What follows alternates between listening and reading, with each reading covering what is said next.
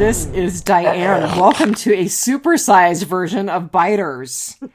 And this is Marnell. And if you've not started stocking up on spray paint, do it now because apparently it's a big thing in the apocalypse. Both episodes had tons of spray paint. Oh, God. You're right. I didn't even put together about the spray paint that was used in Fear. I don't think it was like intentional, but it was just like every time I turn around, somebody's spray painting something. Well, and I think I was so distracted by the things that I really didn't like about the world beyond that I totally didn't think about that little connection. So, yeah. All right, so we've decided that we're going to try to do Fear and the World Beyond in one episode because AMC has decided to leave us with nothing for months and then overwhelm us completely. And then they're going to leave us with nothing for months again. Yes, so before we signed on tonight, we were lamenting. That's my nice word. That's the word I would use if I were in the good place. And you're using it because you have to edit the episode. But we were lamenting that, they could have very easily let World Beyond out of the bag while we were all waiting forever for season 10, episode 16. They could have used World Beyond to fill the time between the time that Fear is going to end and Walking Dead we're going to be waiting for that to start up again. Mm-hmm. But no, they had to do this. Yeah. Yeah. And I don't like it. Because they used to have two back-to-back shows of something amazing on AMC, whether it was like Walking Dead and Hell on Wheels or Walking Dead and I don't know, Nosferatu. Like they're used to having. Did you really just use the words amazing and Nosferatu in the same sentence? Okay, season 2 looks good, but I just can't Ugh. slog through season 1. And Steve goes on about it. What a waste of an actor. I know. All right. Anyway, so yes, I agree. They used to have, I wouldn't say 2 fantastic series on in one night, but more often than not, they would hit us with 2 original series on Sunday night. I forget what it was before it was Hell on Wheels. There was something. Oh, well, they had Breaking Bad, and they had Better Call Saul, and I mean, Hell on Wheels predated Better Call Saul, but I think it and Breaking Bad were fairly contemporaneous. Yeah. I don't know. I'd have to look up the dates, but me too. Anyway, so we've decided that what we're going to do, we're going to talk about Fear first. Ironically, I thought we would spend most of our time on Fear. I'm not so sure after talking to Marnell. And then we're going to talk about World Beyond, and hopefully we're going to keep this to a manageable length. We'll see. Yeah, and you can always pause it between the shows that we cover. So right. Get a drink. Take a pee break. Let your dog out, because I know that mine's going to be agitating to go out here shortly. That's how we start every episode. Full glasses and empty bladders. Oh my God. And I did stock up. I bought 2 bottles of Kinky Pink when I was out today, so... You're going to be one of those people at the liquor store that we know by what you buy. Oh, the Kinky Pink lady. Right. I'm going to be an alcoholic in my 50s. Oh, yeah. Catch up, honey. Which is a really snarky, horrible thing to say because I have not nice things to say about the substance abuse issues of a certain person who is exiting my life. And I joke because I can totally walk away. Yeah, exactly. But nonetheless, I am enjoying Kinky Pink mixed with dry, white, bubbly, botanical vanilla. Wow, that's a mouthful. Well, which is some fancy line of organic sodas that Fred Meyer, Kroger for the rest of the world, carries. And I like their Rainier Cherry, and I bought their vanilla one for the first time today and like it. Their lavender one, not so much. Yeah, one of our distilleries makes a fancy schmancy soda water because when you go to a tap room in Alaska, the only things that you can sample are things that are produced on site. So Really? Yes. Oh, so if the distillery wants to do a vodka tonic or a gin and tonic, they have to produce the tonic. Oh, I did not know that. That's really interesting. We're already off topic. And it's my fault. The bars here get a little upset because the distilleries are way more popular with people because there's no karaoke. And we hate karaoke. Oh my God, that's so funny. Yeah, that's exactly why it is, too. Not just the karaoke. There's no loud, blaring music or anything. It's a nice place to go after work and have a drink. So. Nice. But now I work at home and drink at home, so here we are. I don't work at home and I do drink at home. It's cheaper. All right, so go ahead and give me your rating for Fear. Season 6, episode 1, The End is the Beginning. Okay, so I've been rating everything like a 4.0 lately, and I don't know if it's just because I had low expectations for Fear the Walking Dead, but I bumped it up to a 4.15 Desert Submarines. Okay, I was wondering what the heck that was at the end. Thank you very much for illuminating that for me. I was like, it looks like something out of a Popeye cartoon, but... Yeah, that was totally a submarine. Oh my God, it's the project for our kids.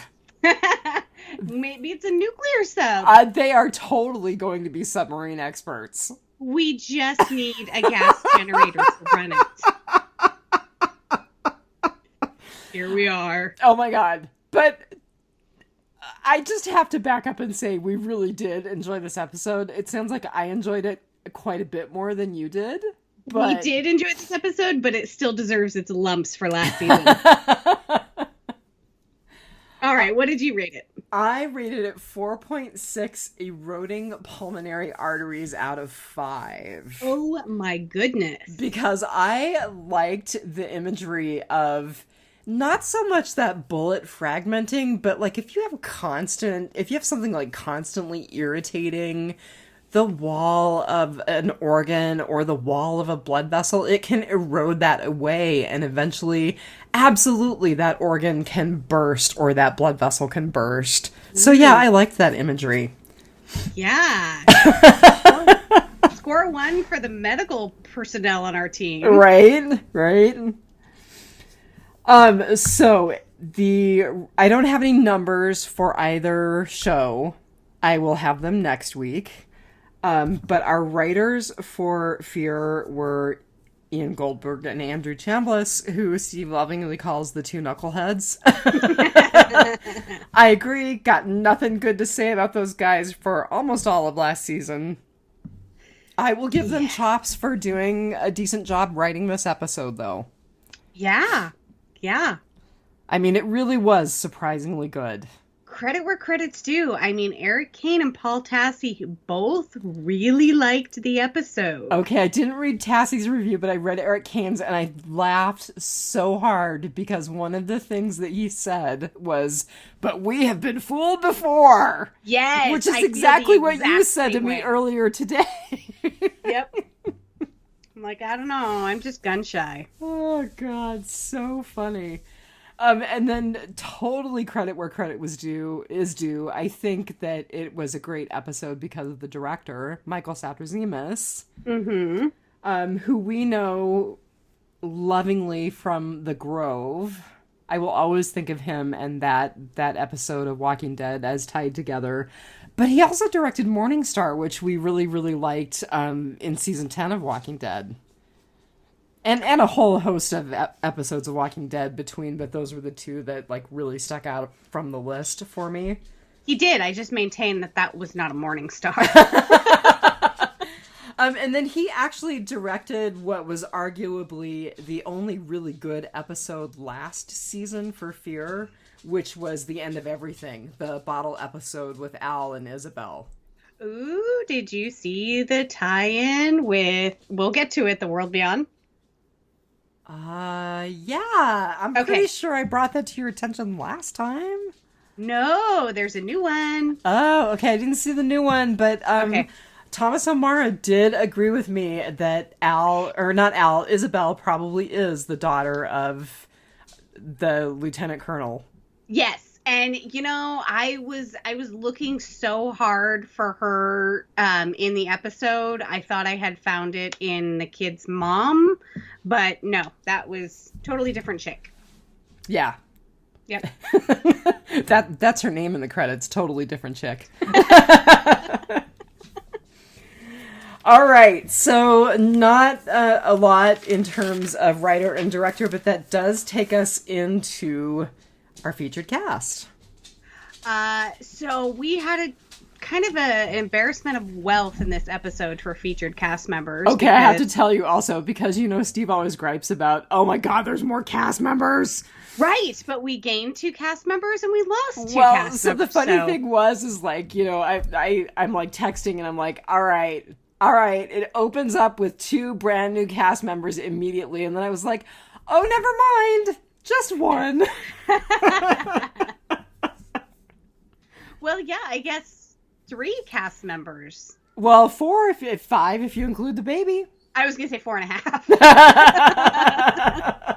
But no, we decided on Demetrius Gross. Emile LaRue. Yes, who was our bounty hunter. And for some reason, I did not catch his name. I don't know if Jenny maybe sent it. I will be honest with you. The main reason that I caught his name was because I had it on closed caption. Okay. Yeah, I need to turn that back on. It helps when the episodes are so dark. Yes. And quiet. Yes. So, Demetrius was not on my radar until I looked at his IMDb, and I'm like, holy crap. Oh my god, has he done a lot? He has been in so much that I have seen. Although I have to tell you, I will never watch an episode of NCIS or Criminal Minds because my soon-to-be ex completely ruined both of those series for me. Oh, there you are. That's okay. Like, at this point, it's kind of like trying to start Supernatural. I'm like, it's been too long. There's like 3,000 episodes. I agree. Sorry. So, Demetrius, star of stage, screen, and film. With very, very little on his IMDb, so I'm hoping you found more than I did. Yes. So, all due credit to Talk Dead to Me, the podcast. Oh, okay. Yes. So, I gave that a listen because they snared him as a featured guest on their podcast, or his podcast. So I took a listen to that and I snagged some factoids out of that. All right. Yeah. And, he does have a Wikipedia page that has got some stuff in it. It had a lot more of his schooling in it than I've seen anywhere else, and some of his stage work. He was in the British American Drama Academy in Oxford, England. 2007, joined Shakespeare in Santa Monica, performed on stage Oxford, England with the Bada Group, Washington, D.C., the Shakespeare Theatre, and in Cape Town, South Africa, he was with UCT. So he actually has a lot of stage work under his belt. Wow, and a ton of work on TV and in the movies. Yes. So, like I said, I recognized him from a ton of stuff. Like, I don't actually recognize him. He seems to be such a good character actor that I have just started Lovecraft Country, and I didn't even recognize him from there. Well, but he's, to be fair... He's in the first episode. Oh, okay. I was going to say, I have only watched a little bit of Lovecraft Country. I think I've done 3 episodes so far, maybe 4. Me too. I didn't recognize him, so... Yeah, but he was in 2 episodes of Dexter. He was in a really awesomely bad show called Dirt way back in 2007. He was in Heroes. He did an episode of House. let's see, the movie Slice, which was an okay movie. It must be a horror film that I've never seen. It is. Okay. Let's see. He was in Justified. I think I made it through season 1 of Justified. I really want to go back and watch, but it's somewhere on the radar. He was in Rampage with The Rock. It's a movie about basically King Kong, I would say. I don't know. I didn't see it. That's what it looked like to me. Looked like a knockoff of King Kong. Yeah. He was in Westworld. He was in 4 episodes of Westworld, and I don't recognize him from it. And a bunch of episodes of Justified, which, I mean, that ship sailed. I heard it was great. I didn't get into it. I watched 1 season. So he was on almost an entire season of The Rookie, which I love that show. You know, that was another show that I wanted to watch because I love Nathan Fillion. Mm-hmm. But, it is definitely worth the watch. So I do have to say that if you Google Demetrius's name, something rather salacious does come up, and I will only touch on this because there was an allegation of sexual harassment on the set of The Rookie, but an independent investigation completed within 6 weeks of the accusation cleared the any accusation of inappropriate behavior. So I just want to say only one person's accusation, and it was found to be unfounded. So he was cleared of that. So unfortunately, though, if you Google his name, that comes up. Yeah. Oh, that sucks. It does. It really, really does. So I'm glad he seems to have plenty of work. He's coming up in a film called Survival, which was actually produced by Lee Daniels' sister, Leah Daniels. Oh, how funny. Now, who does that to their kids? That's terrible. People who have twins do that a lot. And I dated someone who all of their siblings, they and all of their siblings' names started with an M. I was just like, oh my goodness. Yeah. We come from a family of interesting names. We do. So his very first, and this was on Talk Dead to Me, his very first SAG union working job on screen he was in a customs video in Boston. Like, customs. Huh. He played a smuggler. You know, he was trying to smuggle through something through customs. So I find that interesting that, that was his first acting gig, and it was in Boston, and he is forever immortalized on video whenever somebody takes customs training for the FAA? Ports and harbors? I don't haven't a clue. Yeah. It's not TSA though. So when he moved to LA, he actually started, and he said he started cutting hair, but he said he also worked in a dog kennel. So I don't know if he was cutting human hair or if he was cutting, and then he went both. Or both, yes. And strangely enough, he said that after the funding in the public dog kennel place that he worked, when the funding for his job ended, he actually started working at a dog ophthalmologist. And I rewound it. Dog ophthalmologist. I didn't know that was a thing. So we actually have a couple of canine ophthalmologists who come up here, because optometrists are the people who do glasses, just straight up glasses, right? I shouldn't say that. They're more than that. They do like basic eye health, and they can treat things like glaucoma and monitor for things like macular degeneration and things like that. Gotcha. But ophthalmologists are the ones who do the more advanced stuff, like injections in your eye if you have macular degeneration. We know all about that. Cataract surgeries, other kinds of eye surgeries. So there actually are a couple of canine ophthalmologists who come up here who see dogs with strange eye diseases.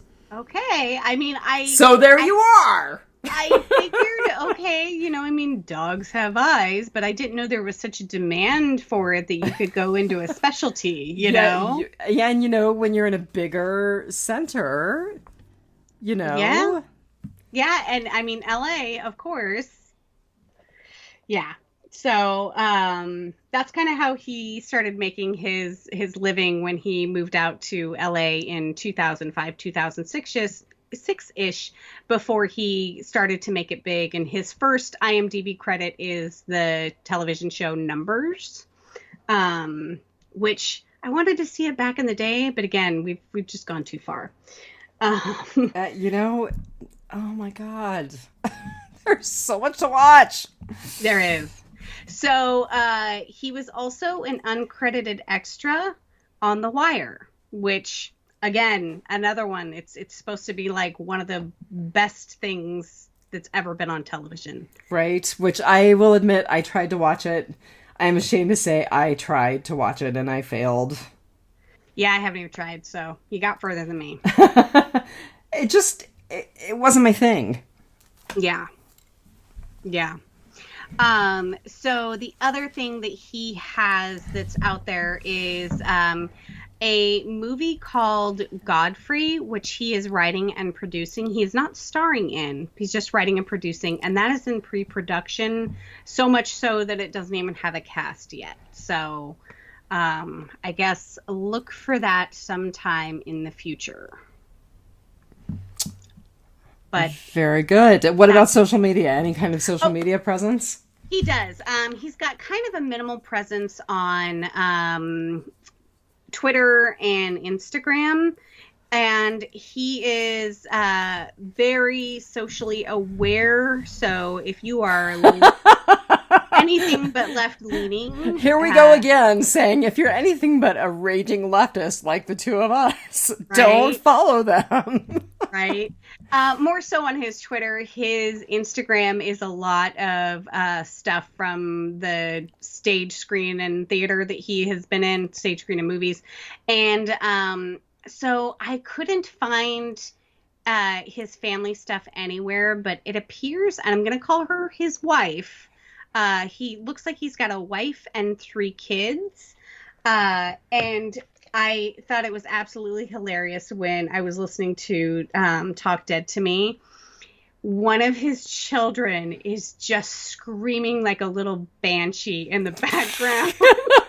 That's awesome. Like, at the very beginning and at the very end. And at some point, I believe it's his wife that comes in and like asks him a question very quietly. And I'm just like, oh my God, this struggle of podcasts. Oh my God. It feels like podcasting with me and Charlie Esser. Between the dogs and the kids. Exactly. Oh God, that's hilarious. So yeah, all credit to Talk Dead to Me podcast. If you get a chance, give it a listen. Right on. If for nothing else, there's a whole bunch of other tidbits on Demetrius that I didn't include because I didn't want to totally rip them off. And we're also under a time constraint. So yeah, we'll see if we manage to manage that. It's not looking good so far. It's not looking good. No, we're going to have to roll right through these. All right. I'm going to roll right through Whisperer's Corner then. So I will hit the highlights.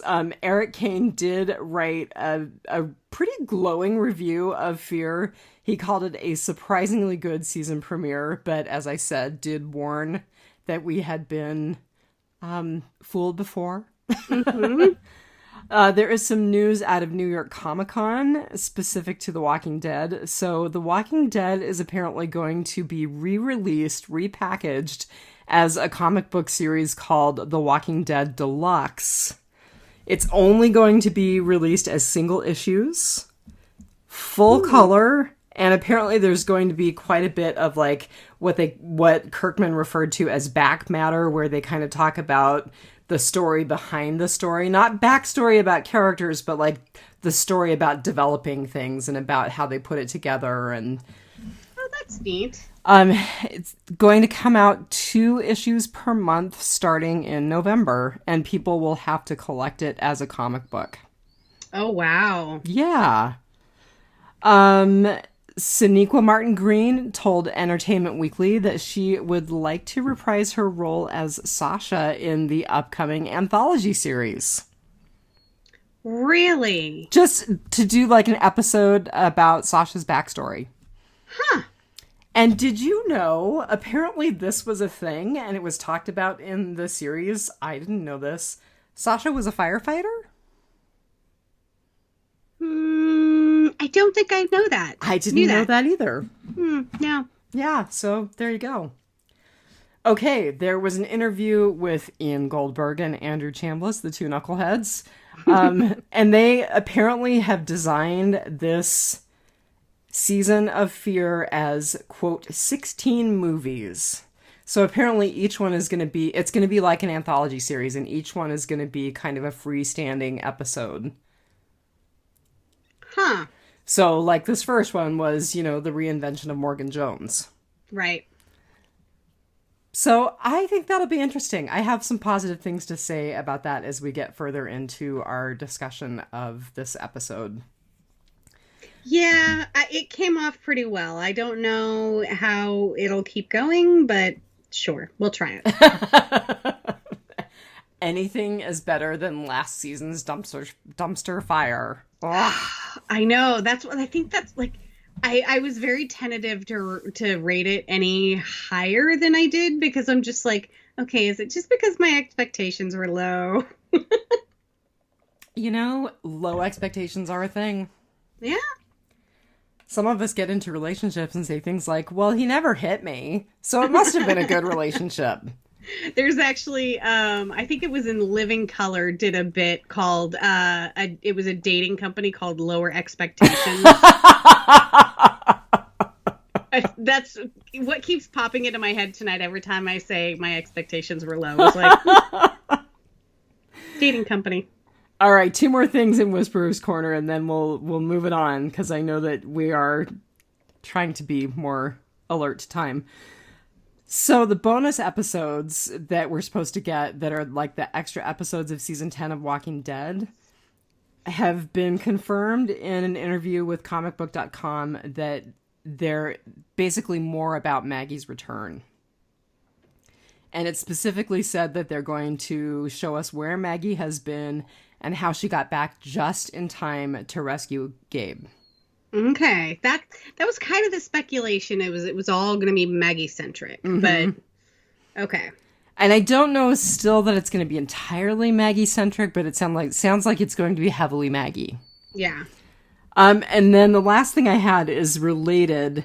Angela Kang said in an interview that the person in the iron mask is not Mercer, who is the soldier from Commonwealth, but that this character has a big part in the 6 Bridge episodes, and we'll learn more about him and who he is. Okay. So, So that's it. That's all I've got for Whisperer's Corner, which actually that was probably the fastest Whisperer's Corner we've ever done. We've done a couple where it's like, there's no news. In Housewives Housekeeping, I will say that we had a great time reviewing Ghostbusters, the 1984 original, with Capes and Lunatics, and an international cast of podcasters this weekend. Yes. Including our very own Steve from Aim for the Head. Yeah. Yeah, so it was great fun. It is up on Capes and Lunatics YouTube channel if you want to see our funny looking faces. Except Lilith. That's right. That's right. No Lilith. And we got Slimer. It also dropped on the Capes and Lunatics podcast feed today. So if you want to listen to it as an audio cast and not watch it, you can get it from Capes and Lunatics. And I put a link up on the Biters page. Yeah, that was a good time. Yeah, it really was. And there is some conversation that the same group is going to try to reassemble and talk about Austin Powers. Yeah, close to New Year's, I believe. Yes. Yep. This is kind of a lefty thing, so just take it for what it's worth, but Portugal the Man dropped a new song with Weird Al. What? It's amazing. They dropped it yesterday, and it's so good. And there's quite a bit of stuff about Indigenous peoples, so appropriate for Indigenous Peoples Day. Right. Amazing video. I will post it to Biters. Don't watch it if you're not interested, and don't harsh on it either, or it will really tick me off, because Portugal the Man is Alaska's own. Yep. And, actually, a couple of the guys who are in Portugal the Man are from Willow, which is where I used to live. Our nephew's band actually opened for them a couple of years ago at the state fair. Oh, that's kind of cool. Yeah. Yeah, so it is a phenomenal video. I will try to remember to link it. Cool. And I think, and this is my last thing in Housewives, I think we finally are going to get the Real Housewives of Alaska podcast up and running. Plans are in the works. Okay, so we have settled on our first movie. We were talking about The 13th, which is a documentary on Netflix, as our first movie, but I said to Marnell today, things are just so fraught with the election being, 22 days away? Whew. And things are just so ugly right now with the SCOTUS nominee going through hearings on Capitol Hill. I thought it would be really fun to do something not related to politics. So my barista, of all people, recommended a documentary to me called Hail Satan? Question mark. Which is on Hulu. So Marnell, being the champ that she is going to buy yet another streaming service. Actually, it looks like I might be able to just get the one movie for $2.99, $3.99 on Amazon. Oh, very good. Okay, yeah. Good. Anyway, So that is the plan. We're going to talk about Hail Satan, which is a documentary about the Church of Satan. Yeah. Yes. And it's super interesting because I have seen actually quite a number of things on the Church of Satan and sort of they have it started around the time when everyone was trying to get the Ten Commandments monuments at no. It started way before that. Aleister Crowley and Anton LaVey and right. But I mean, girl, you were talking to the pagan in the group. This new sort of iteration. I don't know if this documentary will go into it, but a lot of people who are Church of Satan worshipers are not actually Satan worshipers. Ding, ding, ding. None of them are Satan worshipers in terms of the construct of the Christian religion. Right. So everyone was trying, when the Ten Commandments, everyone was trying to get them at the courthouse. The Church of Satan was like, fine, we want a bust of Baphomet on at the same time, Like if you have one religion, you have to have them all.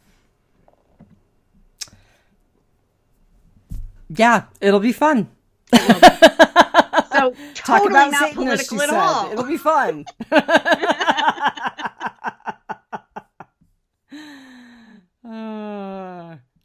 All right. Do you have anything for the housewives? I really don't.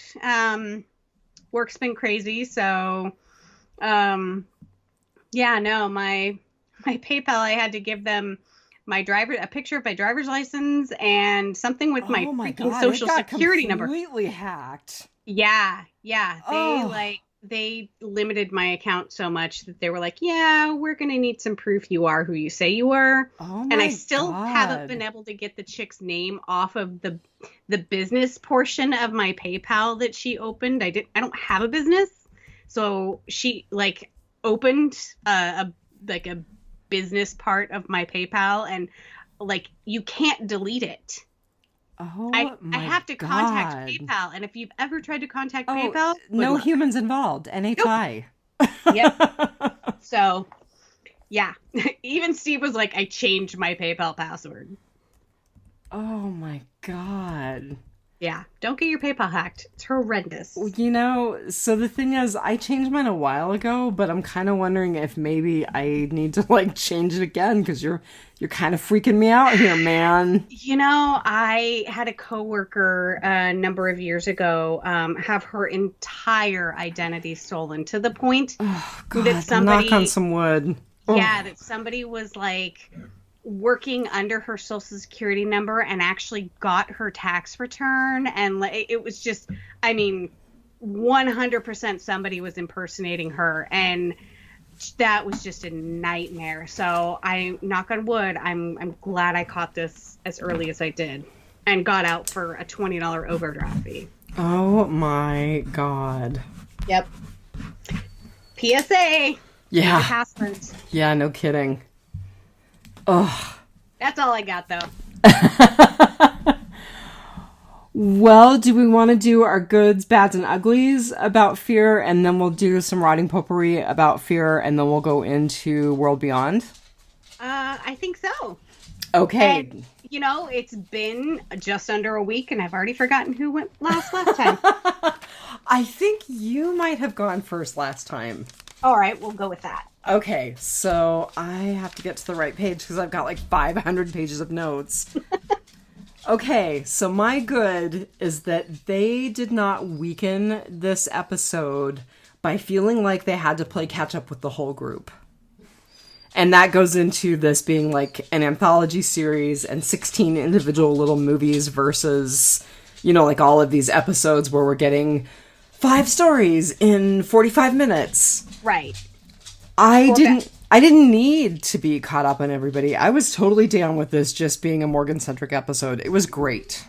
You know, and I also really liked it because I was really upset that they spoiled. I mean, we all knew Morgan wasn't dying, but they totally spoiled it with the trailer a couple of months ago. And so it was like, just rip that baby. You better make it good. Yeah. Yeah. So, yeah, I really appreciate this bottle episode too. So that was my very short good. What was yours? Well, and I also have a very short good relating to Morgan. I absolutely loved the whole his gangrenous infection masked him from the dead, that they just walked right by him. I absolutely love that. You know, we saw a lot of stuff in the teaser trailers, and it's like, okay, his eyes are red and he's wandering around with the walkers, and he doesn't appear to be covered in guts. So, like, what the heck is going on? And I mean, immediately when you saw that he was wounded, at least I thought, oh, yeah, he probably smells like the dead. That's super handy for as long as you can smell like the dead and live. And not be dead. Right. Yeah, exactly. So I absolutely loved that, like, you know, the best time to be able to blend with the dead is when you're basically mortally wounded and can't fight them off. So, bonus. Okay, so I have a rotting potpourri question for you, but it's related to this. Okay. Why, at the very beginning, as that walker had already cleared him and he was safe, did he go, I'm right here? Why did he do that? Why did he risk it? You know, I think that, like, maybe he was freaked out that, like, all the dead thought that he was one of them. And so he's like, okay, I gotta make sure that I'm actually alive. I'm not totally buying that, though. And the reason I'm not buying that is because, okay, he knows he's alive. Number one, he hurts too much to be dead. Pain is a good indicator that you are still alive. The other thing is that he is truly in such a weakened state that one walker is going to take him out, potentially. Did he have a death wish? I think that's more accurate. And that character, Isaac, did say something like, you keep doing this to yourself, or you won't let me fix it because you feel like you deserve it. Yeah. Yeah. But I was really mad. I was like, seriously, you totally just skated by this walker. You're fine. And you're going to say, I'm right here. Come on. Yeah, there was a lot of really unnecessary fighting on his part in this episode. I agree. And unnecessary fighting when he basically did not have one arm. Yeah, yeah, which we'll kind of get to in Rotting Potpourri. Uh, What, you mean yeah, I can't rant? Yeah. not quite. But what was your bad? So my bad, and this is really ranty. What a giant waste of a great character. So Agreed. to kill off Emil Yes. right after we meet him, I understand that it is like necessary for Morgan's rebirth and for him taking on this whole new identity. I understand what they were doing in terms of plot device. And I'm not really even sure where they would have taken this character if they could have sustained him as the big bad for an entire season. But oh my god, in one episode, he was so much more believable, scary, and interesting than Ginny has been in an entire season. Absolutely. And they agreed. waste this phenomenal character. Yeah. I was super surprised when they killed him because I was like, okay, so this whole we're gonna do the two Walking Deads like at the same time when we really could have just done them season back to back, or we could have done half a season of Fear and had him be the big bad and like did a mid-season finale and then started World Beyond and done the same thing. Like you have, mid-season cliffhanger finale for that and then start Fear back up. Like he would have been great for even just a half a season, but we only got one episode. And I just want to say I'm not hating on the actress who plays Ginny. We've talked about it before. We loved her in The Boys. Yeah, and we actually talked about it earlier today where we're kind of rewatching Jessica Jones, and she is in Jessica Jones, I think at least season 1. I can't remember if she holds over till season 2. Don't think she makes it over to season 2, but it's I don't been a think so while. either. But like I loved to hate her in Jessica Jones, and I was like, oh my god, she's played these two just horrendous characters, but I love her so much in The Boys that I'm like, she's obviously just a good actress, So Yeah, so not hating on the actress, Nope. just really frustrated that they had a really good big bad. Yeah, absolutely. Like even the costume was like this had such like and my other half teases me because I don't like spaghetti westerns, but there are some westerns that I've introduced him to that he's really liked, like the Quentin Tarantino one, Django Unchained?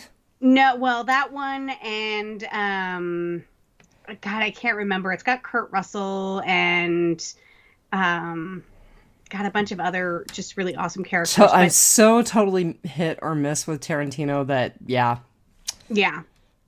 And so like there, and the remake of The Magnificent Seven, and which was enjoyable. There's some modern westerns that I liked, and this had such that feel that I really, really enjoyed this episode. I really loved the snippets of the horses. It was really nice. It was a nice return to some of our horseback riding stuff in the main series. I thought that just the way that Emil was put together as a character was really interesting. He was really interesting to look at. He had a bloodhound. He had two bloodhounds. He had two bloodhounds. Yeah, because he said two different names.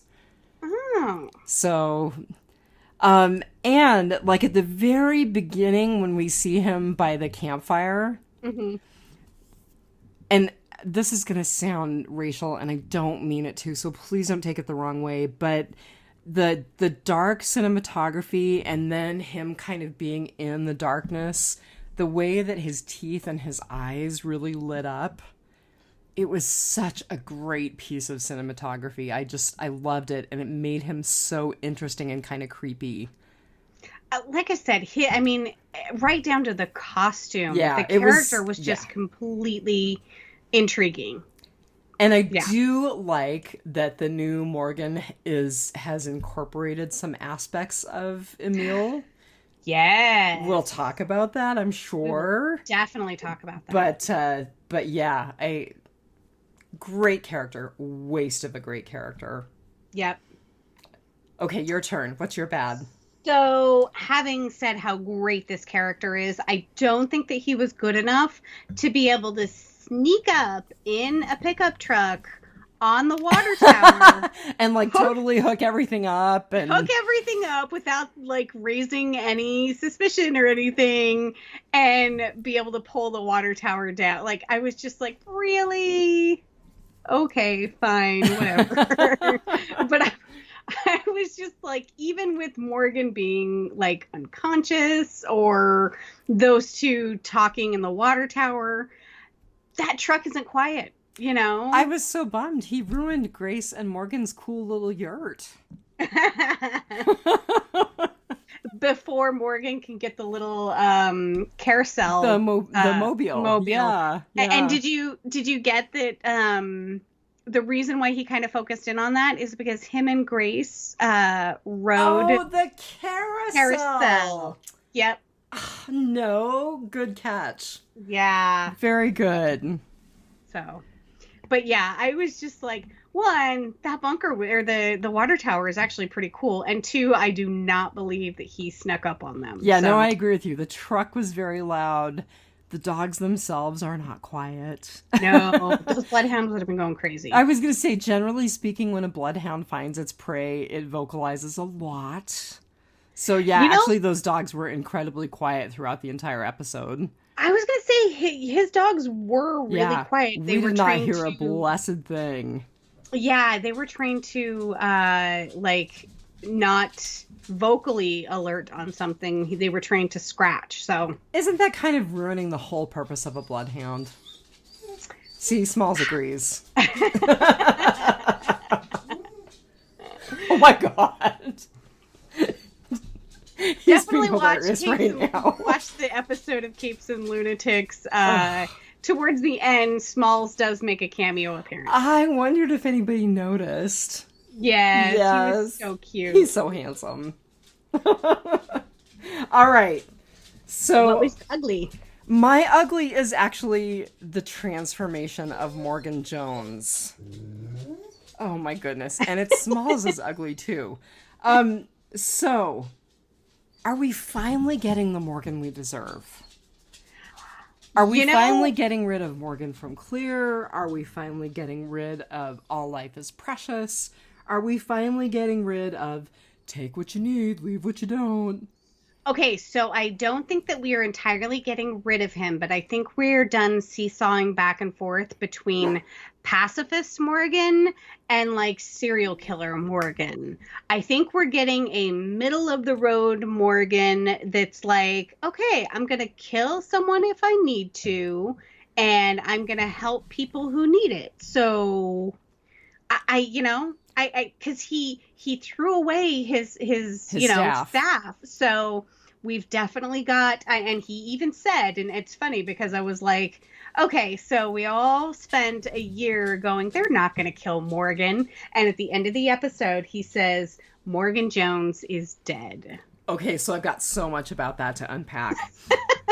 So first of all, we do still get All Life is Precious Morgan, and we still get Clear Morgan in this episode.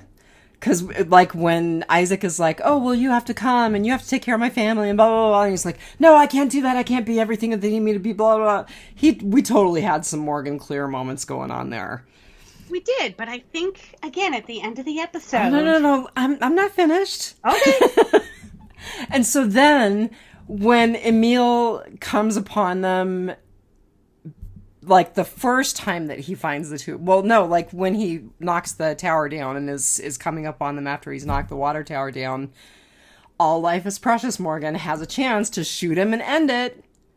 And what does he do? Not only does he not shoot him in his business arm, but he shoots him in the arm. Yeah. And Yeah. then, you know, Waste of a bullet. we have the take what you need, leave what you don't, Morgan. We have a little bit of that going on just with the callbacks to, oh, well, I saw your stuff in the truck stops, and I saw your videos, and yeah. So, but yes, I think the axe is completely symbolic. I think taking on the axe, I think taking on some of the clothing, totally symbolic of shedding all of those things and becoming this Morgan who is like, I'm going to get done whatever I need to get done. If that means if I need to kill you, I'm going to kill you. Yep.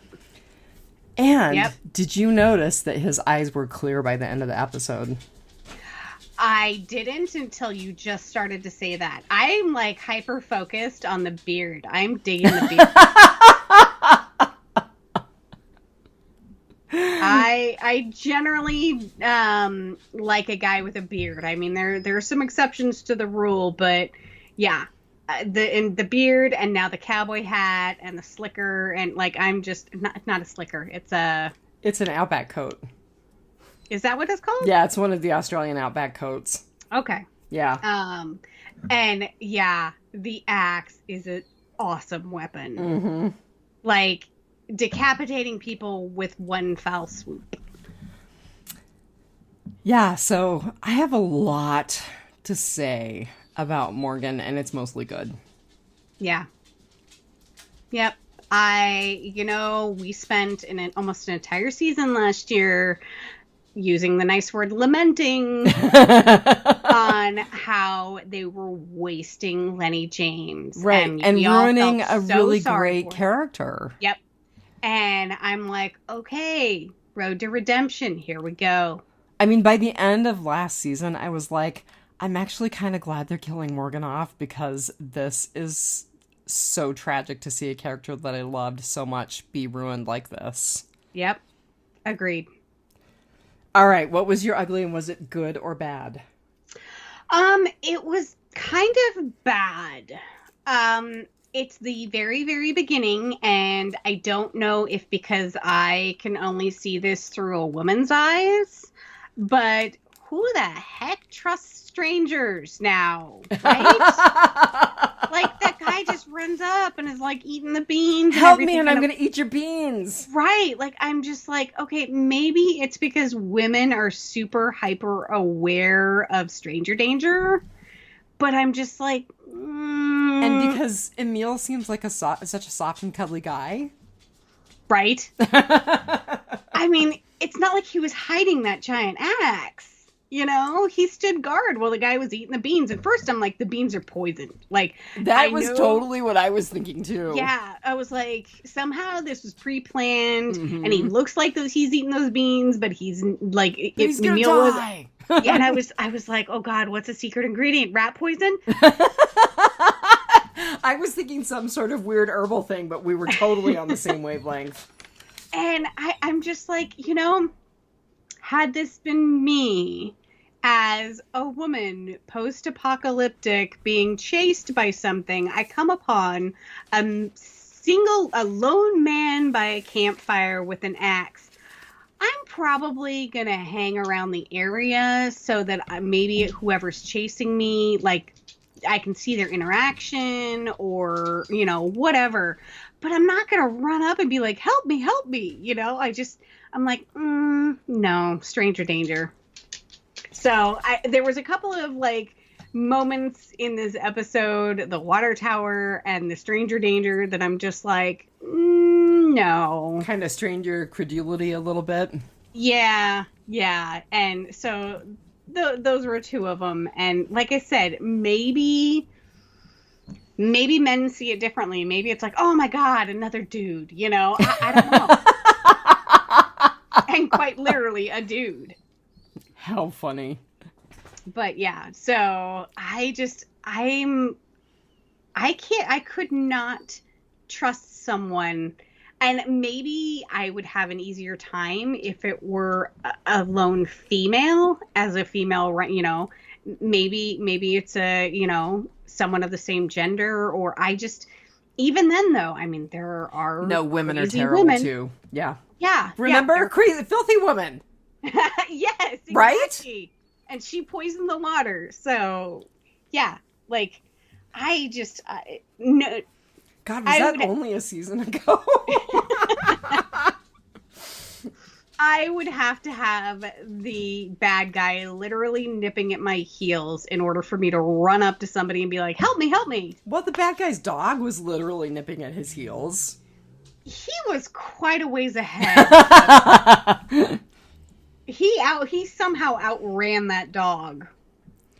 So that was my ugly. All right, that takes us into Rotting Potpourri, and we're 55 minutes in, so yeah, I think we're going to be like an hour on each episode. Well, we don't have a cast member to go through for World Beyond, so that'll save us some time. Oh yeah, okay, sure. All right, so we finally realize that the figure in the new credits is actually Morgan. Yes, and I do love the new credits. So at first I was like, okay, so this Emil guy must be like he must be the new big bad because they made him the credits. And then by the end I was like, oh, I get it. So I didn't even catch that. But when I saw, the new credits, I was like, okay, we're going to have to watch for the changes like we have been in the other credits. So, yeah, I mean, we'll see if they continue to do that. Hopefully they will. Yeah. Yeah. So it's about 6-ish weeks. That's maybe a little more. Exactly what I was thinking, because he said it had been 5 or 6 weeks since that wound had turned bad. So we're going to assume it's about 6 weeks. Yeah. Right. So who patched him up and left the note? Okay. Are they going to answer that question? And why would someone do a really lousy job of patching him up and tell him he has more to do? I don't know. There are so many questions about that. Yeah, and I mean, that's literally what they did, is they just patched him up. They literally just closed the wound. I mean, they didn't take out any of the shrapnel like Rachel and Isaac did. So was it someone who seriously had no clue, or... That's what I'm thinking. I mean, I think it wasn't anybody with any sort of medical training or anything. And they didn't have antibiotics, and like, for as much as Morgan was collecting, he didn't take anything for it. So, yeah. Or maybe he did, and he was just keeping the infection at bay enough to sort of stay alive. Yeah, yeah. Because, I mean, the truth is when you've got a nasty infection, you open it up and you drain it. Well, and did you see, like, the veininess of the wound when he had his shirt off? It was pretty nasty. Yeah, I was just like, that's like blood poisoning at that point. Like, he's like septic. He was probably taking just enough antibiotics to keep it at bay. Which is so terrible. That's how you wind up with superbugs. Apocalypse. Well, because we're like 8 years in, and the antibiotics are duds anyway. I was going to say, in the world where the dead are walking, do we really care about superbugs? I don't. Yeah. We're all already infected. All right, so I thought the wanted sketch of Morgan was super cheesy. That was something I really didn't like. The what? The wanted sketch, the wanted poster. Okay, so... Cheesy! I'm assuming he hooked up with Ginny at some point. Because he had to have. He didn't know who Morgan was. It was someone that Ginny was hiring him to catch. Yeah, I'm like, did he sketch that just from, like, a description over the radio? Did he go and pick that up from somebody? I don't know, but it was awful. Yeah. Yeah, I kind of didn't get that either. Generic black dude with a goatee. Have you seen this man?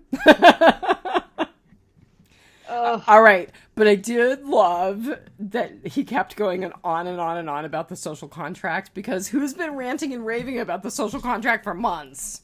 Moi! I was like, where have I heard that before? Granted, my take on the social contract is a little kinder and gentler than Emil's is, but I thought it was really funny that he went on and on and on about it. That is funny. All right, I want to know. So I asked and answered this question in my own notes. How is Isaac getting oxygen for a preemie? And then I said, oh wait, it's Texas. Yeah, like they have kids that can put together airplanes. So of course we have people that can like And ultrasound machines and cancers that are actually pregnancies and yeah. But then there was also another part of me. There was another part of me that was seriously like, okay, so like 2 days ago, you were hyper focused on finding help because your wife was in premature labor and it was going to be horrible and the baby was going to be in terrible shape. And then like now it's fine. Oh man, and that chick Rachel, however long Morgan was out, she was super busy. So right. she had just had a baby. She had a new dog to take care of, too. She had to kill and bury her husband and take care of Morgan. Yeah. Like, good Lord, Superwoman. Seriously, man. Totally Superwoman. Yeah. She's the one who's going to save us all in zombie apocalypse. Right? You know, and Grace is... Grace, right? Just about to have a baby? Yeah. So she's got a lot to live up to. She does. Yeah.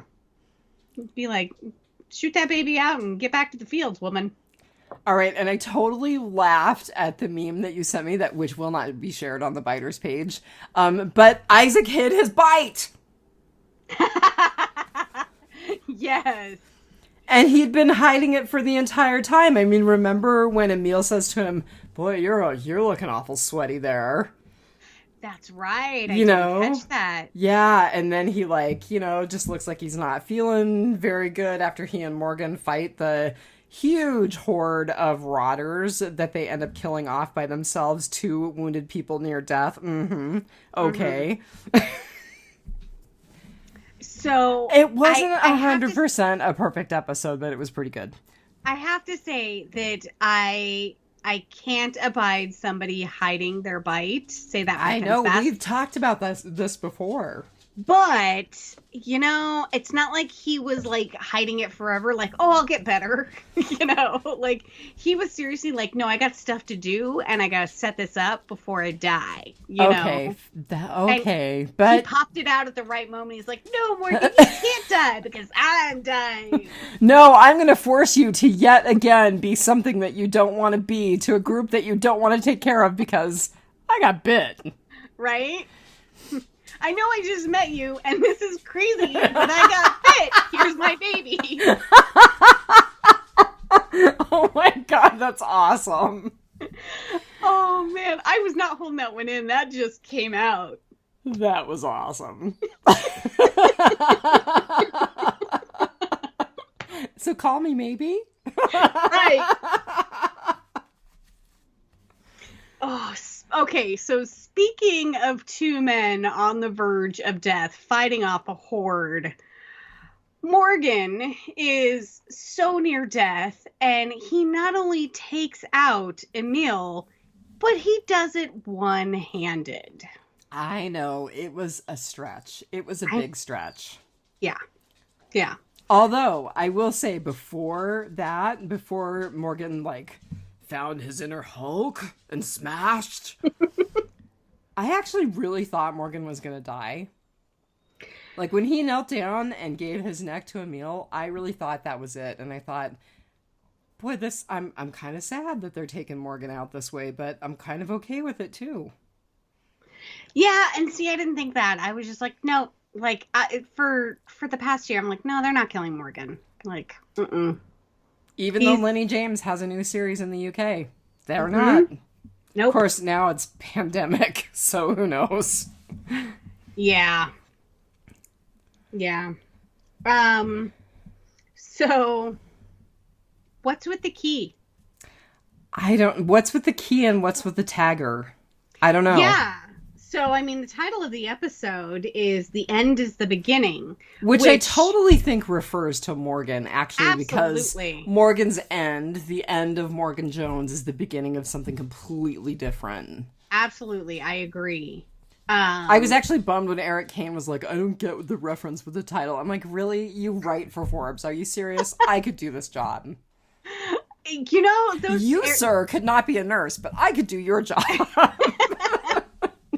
I didn't look at Eric Kane, all of his articles recently, but Paul Tassi is prolific at writing. Like, he just churns out content like nobody's business. Like he's on the Lincoln Project or something. Sorry. Not sorry. So the guys were writing "The End is the Beginning" on the side of the submarine, and we find out that they are actually the ones that hired Emil to get the key. So, and it looks like a post office box key. Sorry. Oh, see, and I was thinking safety deposit box. Oh, well, there you go. Same diff. Yeah, basically. It's where the cure for the zombie virus is kept. Just like, and it's made by Regeneron. So sorry, I'm being so bad tonight. I was just like, man, pandemic, apocalypse, whatever. We all want our Amazon packages. That's totally what it is. The guy's like, where is my Amazon delivery? Right. The end is the beginning if I don't get my package. Oh, the tracking said it was delivered. All right, I will say that I totally love that Morgan got awakened by sloppy dog kisses. That was very funny. Yeah. And I also loved Emil's head in the box. Yeah. And I actually have written down, Jenny looked genuinely scared. Really?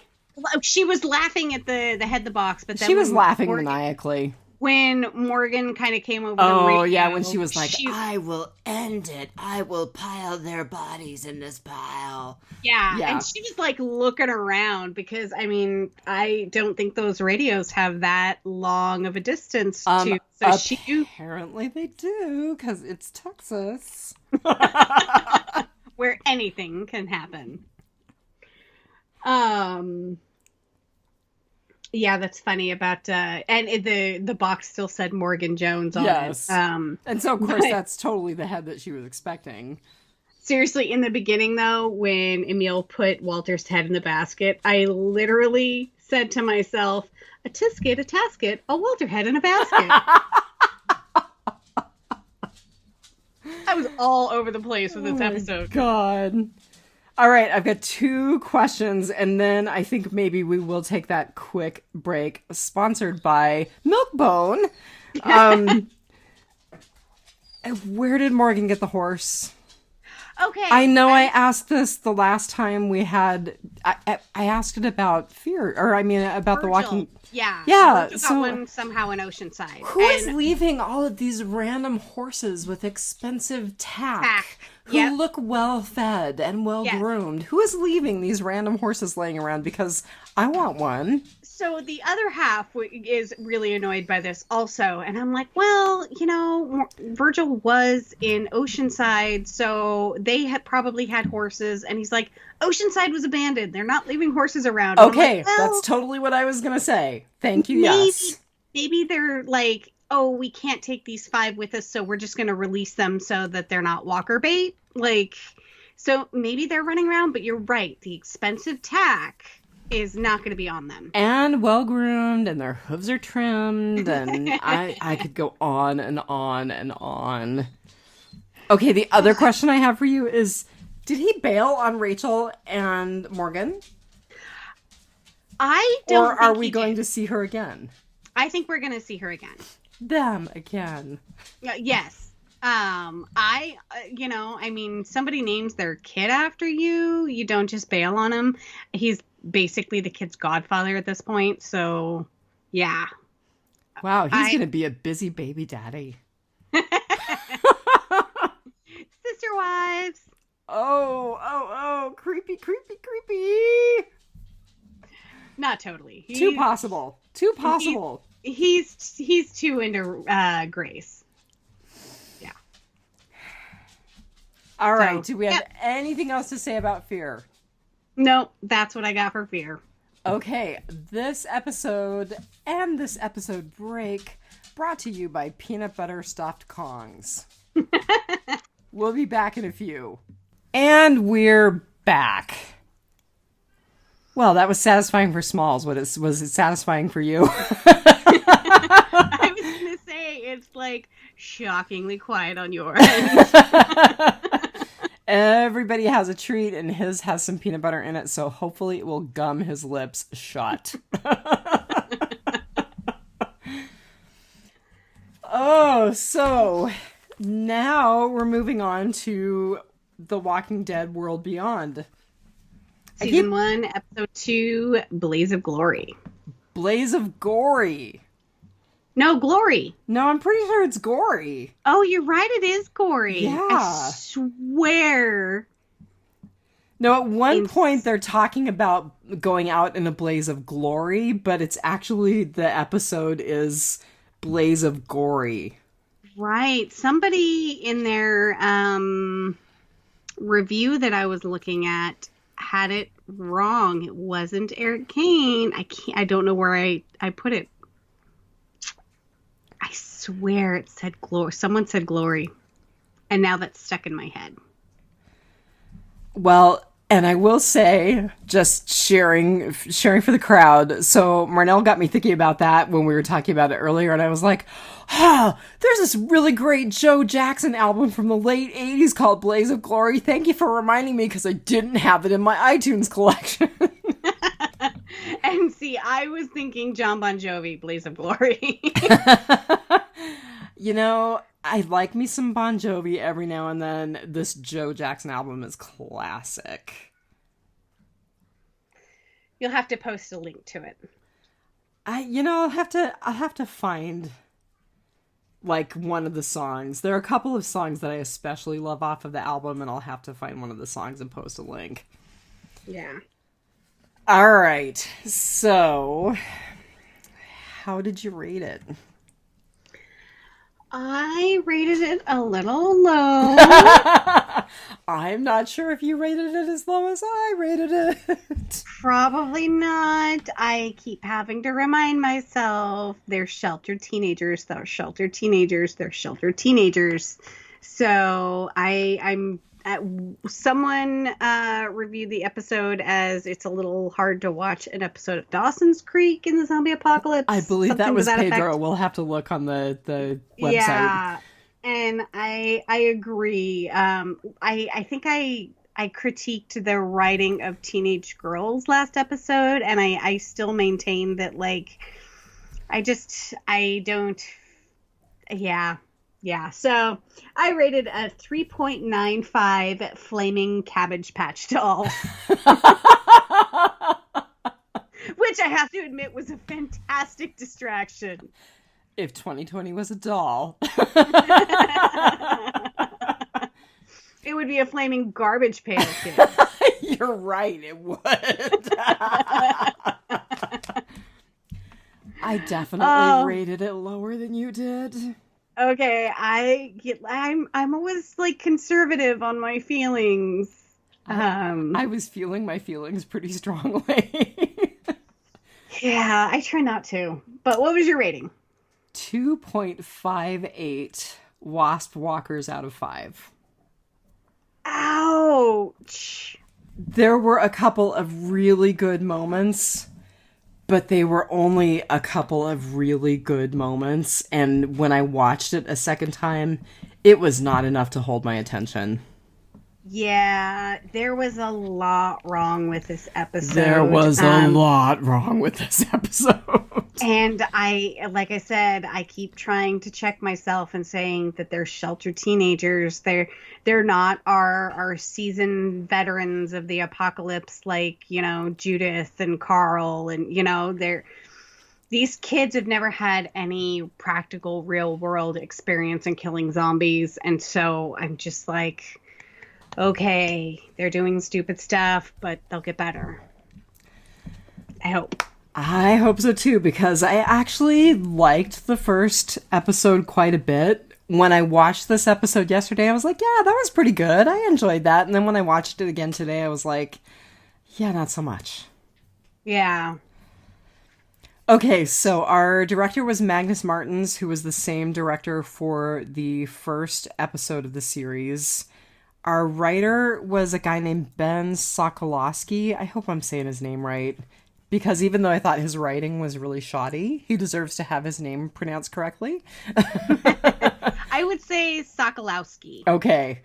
And we both noticed, and you know far better than I do because you've watched them, big time involved in the Arrow, the Flash, DC Legends of the Universe, DC Legends. Okay. Legends of Tomorrow. Okay. Yeah. Yeah, so I mean, it's not like this guy hasn't had a chance to do some real work on geek-centric stuff. And I'm not up on them because there's so freaking many of them and they have crossovers that you have to be caught up on all of them to watch. But I loved Arrow. I loved The Flash. I liked DC's Legend of Tomorrow. I won't say I loved it, but yeah, I just normally I enjoy the stuff and I don't know what's not clicking. I don't know if it's the material. I mean, I don't know. I don't know if I it's... do have to say it's, and Arrow's not a teenager. Like everything kind of centers around 20, 30 somethings people. But I would imagine it would be hard to write future teenagers who have been living in this post-apocalyptic world without all of the references that we have today. I laughed about the corduroy last episode because I'm like, 90s kids did not wear corduroy. But, I imagine it would be very, very difficult to imagine how teenagers would be without TV, movie, magazines, new pop culture stuff, I guess they might be kind of sheltered and boring. All right, you're being kinder than I am. I'm rationalizing. Goods, bads, uglies. Shall we do it and then do some rotting potpourri? Sure. All right. So since I started out first, why don't you take this one first? So I think you and I might have the same good. I really liked learning Felix's backstory in this episode. Yes, and all apologies to the writers and the actor. I kept calling him Alex in all of the stuff that I was posting, and it's Felix. Felix! Okay, maybe that's where I got Alex. It's my fault. Okay. So I literally have scratched out Alex and Felix written over it. So, but I even had to apologize to Pedro on the Biters page. I was like, "It's Felix. Sheesh, it's Felix." Don't you hate that when you correct someone and you're wrong? Oh no! I wasn't correcting him. I was just like, "Oh my god!" So that's funny. Totally, Yeah. Yeah. So, and I can say this because they are fictional characters, but I really, really hope that Felix's parents died an awful death. They were terrible people. Yeah, they were terrible people. And we don't know how terrible his mom was, but the fact that she just didn't stand up for him at all. Yeah, I mean, when he came back after the sky started to fall, and he's like, I just, wanted to see if you're okay, or blah, blah, and like, they turned out the light. Yeah. Oh. You know what it really made me think of? Like his dad made me think of the character that Chris Cooper plays in American Beauty. Chris Cooper. Oh, yeah. Which I still struggle because I love that movie so much and I'm so angry with Kevin Spacey. Not Chris Cooper. He was pretty sure it's River Phoenix's brother. No, honey. No. Okay. You're total. Did you watch American Beauty? Did we even watch the same movie?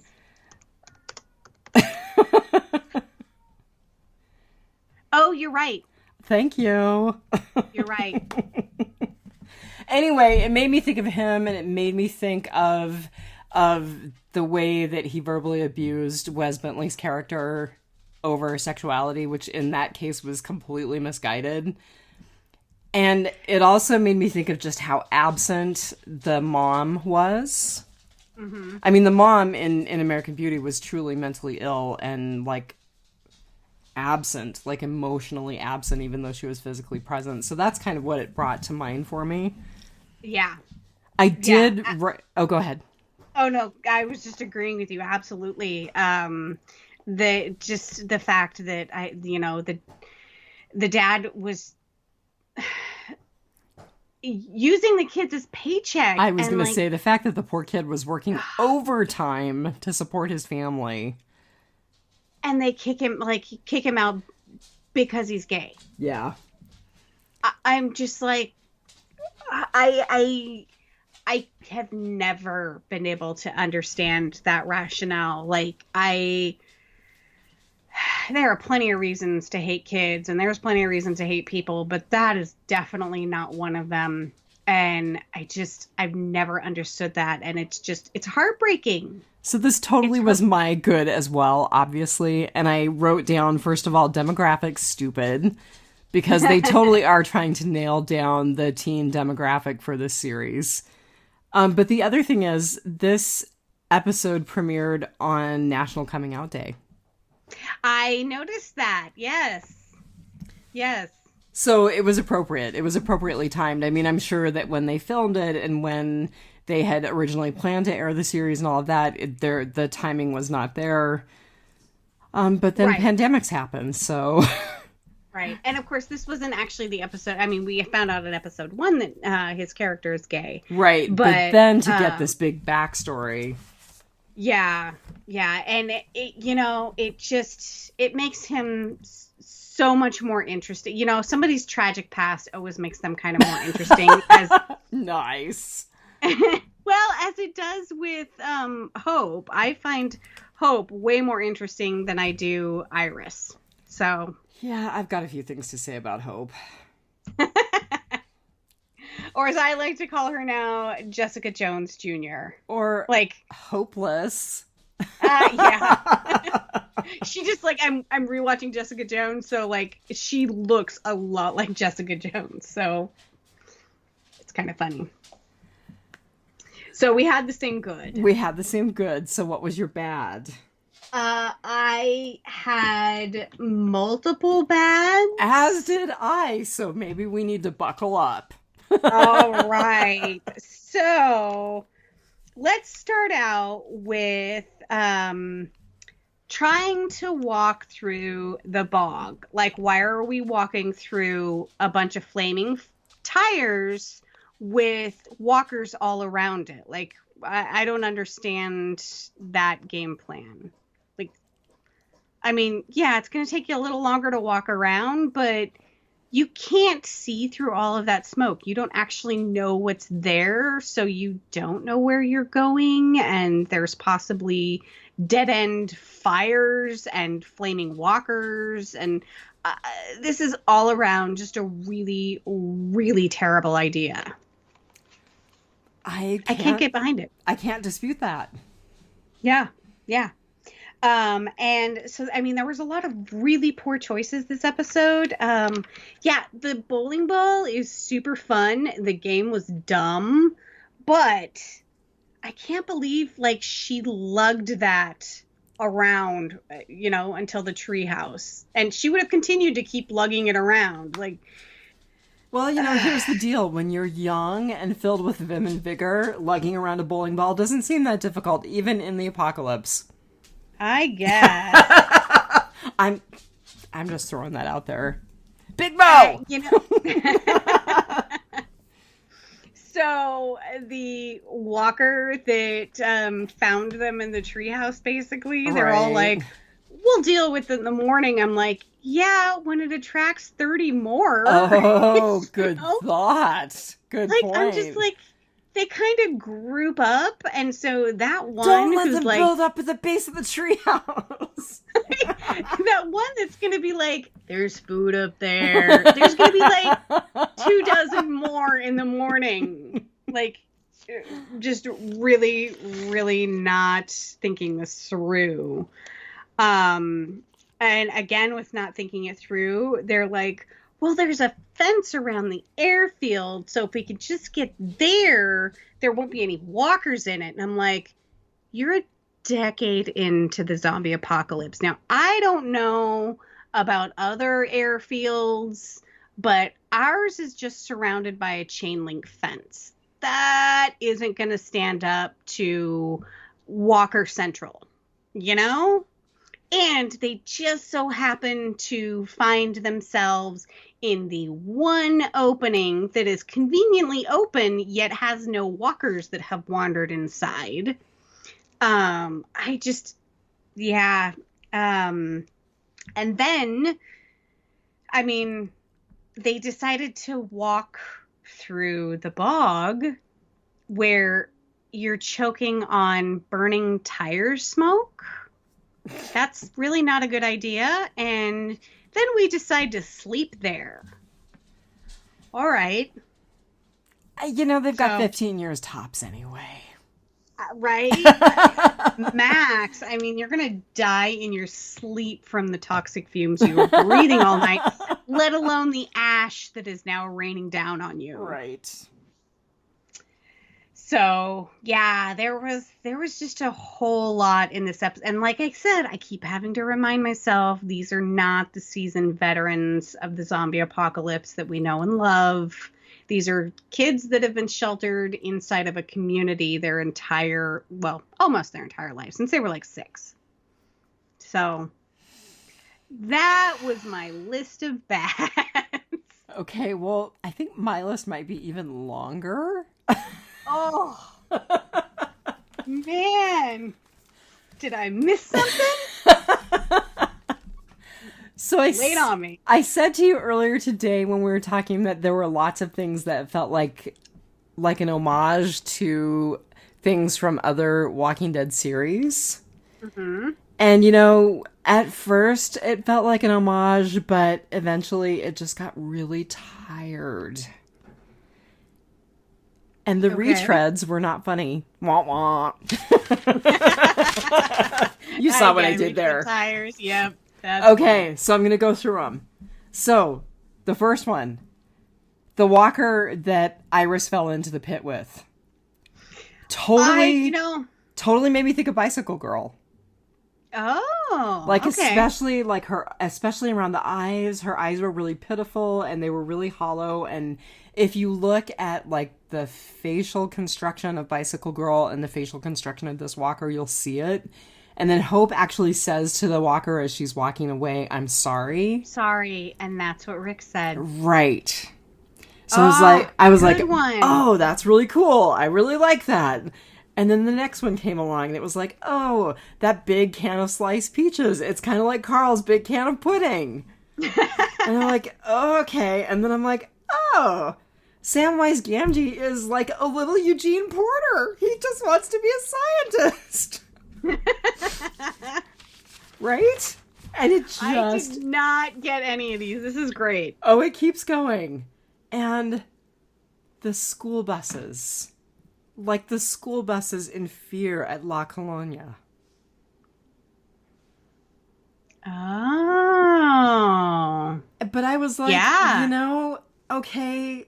At first it was kind of cool, and then it was like, okay, come on, guys, let's find some original material here, because this is not working for me. I was totally down with the homage to Bicycle Girl, but after that I was like,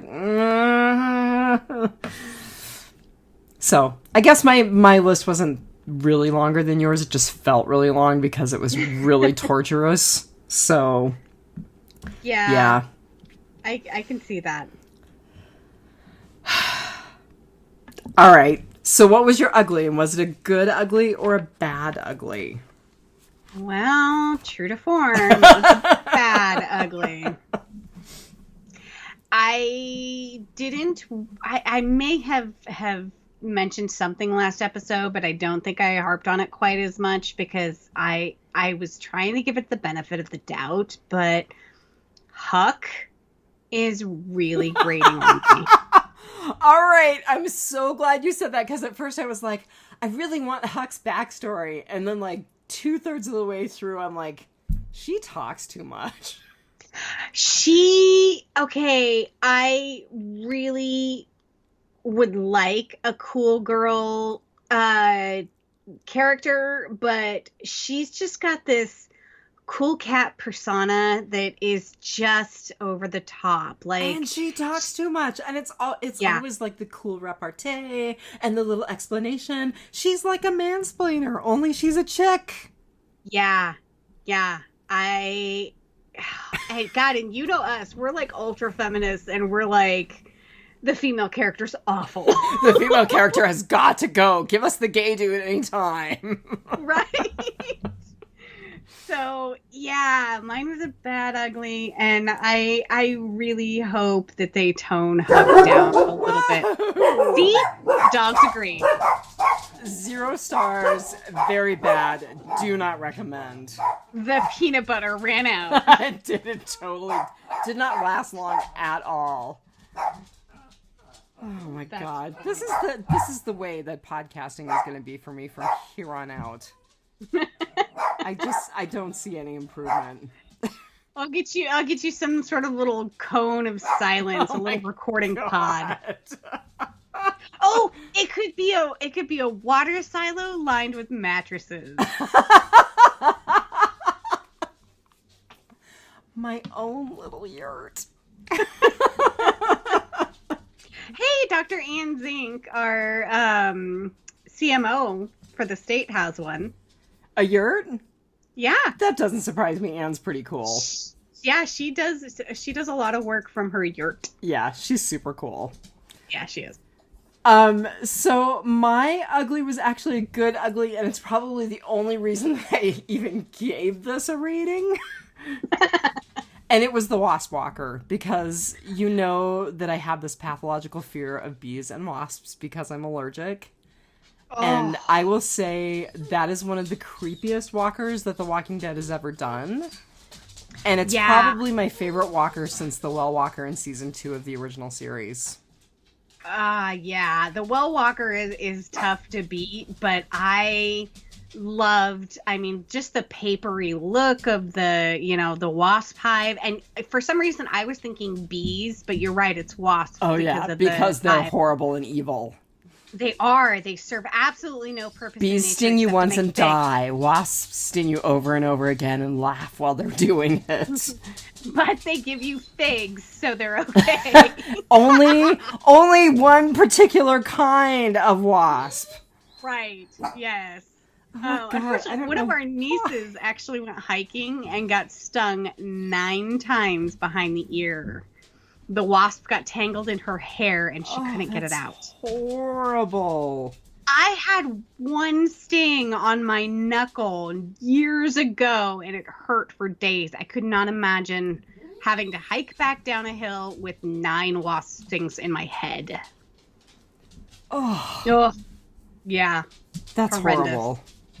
But I loved the slow build of the, what's that noise? Mm-hmm. You know, and of course, all of us on the other side of the TV are going, get away from there. It was what the spider walker that they did, like, I want to say in season 9, maybe it was season 8, when they were in the big museum and trying to get the wagon out across the glass floor. Okay, it was what blocked that out. It was what the spider walker should have been. Okay, I feel like I blocked out the spider walker. I believe you that there was one. Oh yeah, but I think it was horrible. It was so traumatic for me that I don't remember it. It was horrible. Oh, like at that point, I would just be, I'm just gonna go off a cliff, like. Oh. All right. Yeah. Do you have any rotting potpourri? So you said you had about pages and pages of notes. We talked about some music last episode. We talked to some music at the beginning of this episode. So, Sleepwalking by Santo and Johnny is one of my all-time favorite songs ever. I am going to tell you, I completely missed it. It's when they were playing Monopoly. It's okay. the instrumental song that was playing. And just to tell you what a crazy horror fan I am, I actually fell in love with the song when I was just a kid, and it's because of the Stephen King novel adaptation movie Sleepwalkers. I have never seen that movie. It was featured prominently in the movie. It was played several times, as well as an Enya song. But the Santo and Johnny song, it's just a slow instrumental from the 50s. I absolutely love that song. And so, again, a winner with the music for the episode. That's the one thing that Walking Dead... I shouldn't say the one thing. It's one of the things that Walking Dead has always done well. Yeah. Yep. So I told you that there was a World Beyond and Fear the Walking Dead tie-in this episode. So, one of our favorite Fear episodes from season 5, probably the only one we liked, The End of Everything.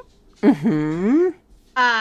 Althea had one of her tapes, and it was titled The Bog number 7. Oh my god, good for you. Where did you find that?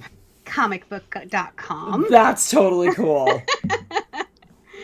So, yeah, they said it could place Al in Omaha, Nebraska on the night the sky fell. Because it's a name that is exclusively used by the residents of Campus Colony.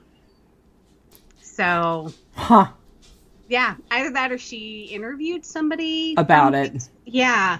So, but she knows about the bog, which I do have to say, as much as I hated the kids trying to walk through it, is a super interesting concept because that kind of stuff would happen. I mean, there actually is a number of places around the country. One is in Longview, Washington, where people have mounted mass amounts of tires.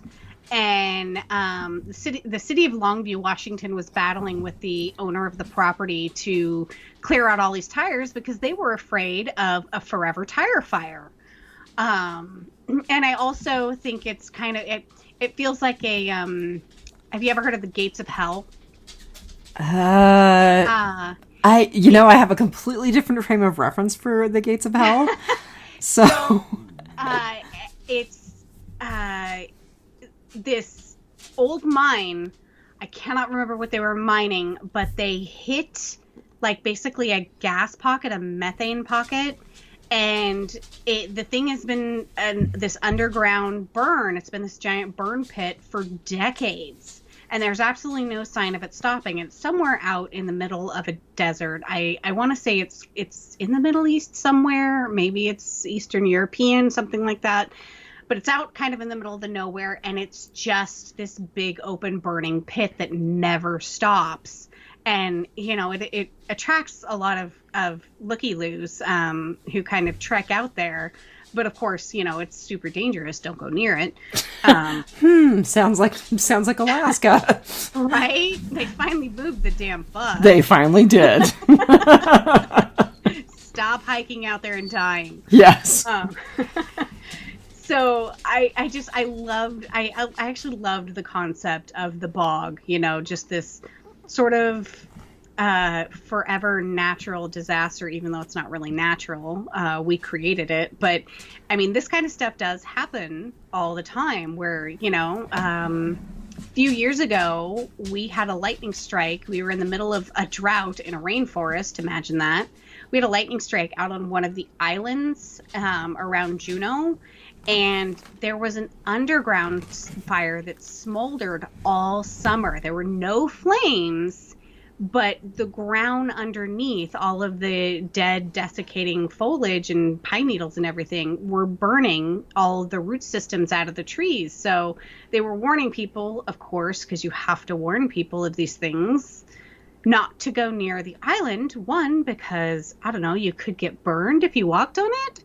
And two, the trees were falling down because their root systems were burning up. So weird stuff happens, and I love it. And people are dumb, and they try to go see it. Okay, but could you explain the combination or the necessary combination of the buses and the tire fire to me? I didn't quite get that whole... I don't know. It just seemed like much. Was it... I don't know if it was a...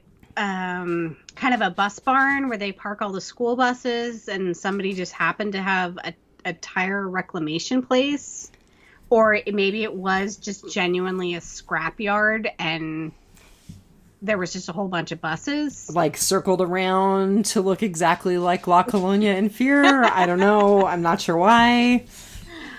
You know, they may be on a budget. They had to reuse.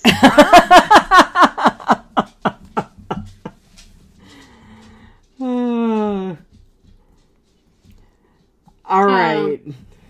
I liked all of the talk that Hope and I'm going to screw the kid's name up. Silas. I keep wanting to call him Egon because now he reminds me of Egon from no, Ghostbusters. I'm sorry. Yeah, I just call him Samwise. It's Elton.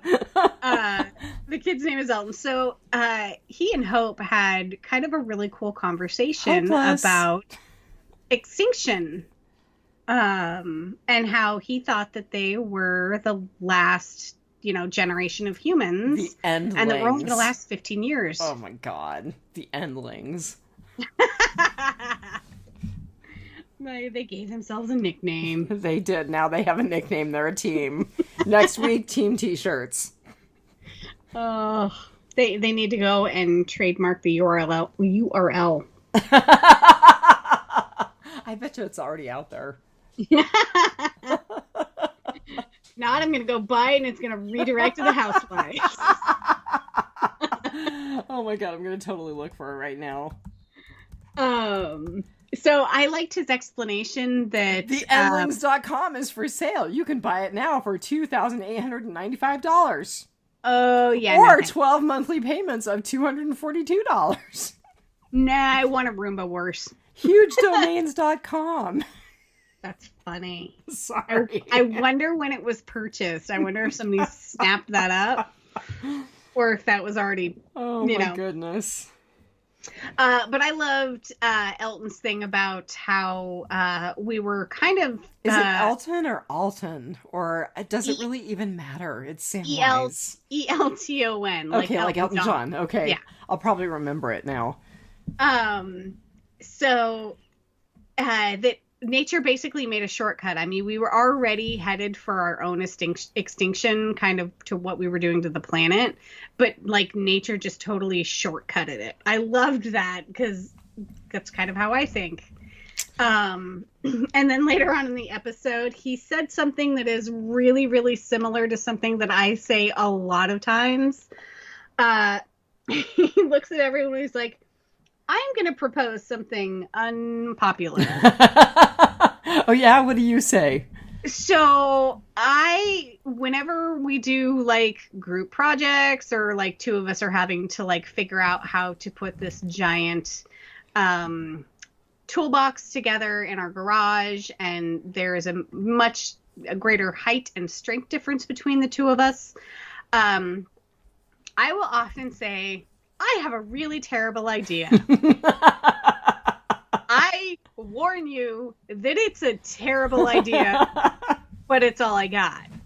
And I have a really good batting average with my terrible ideas. Like, I'm going to say 70 to 80% of the time they work out. I mean, sometimes it involves me lifting a heavy topper to a tool chest via a rickety folding card table, standing on that to get it up.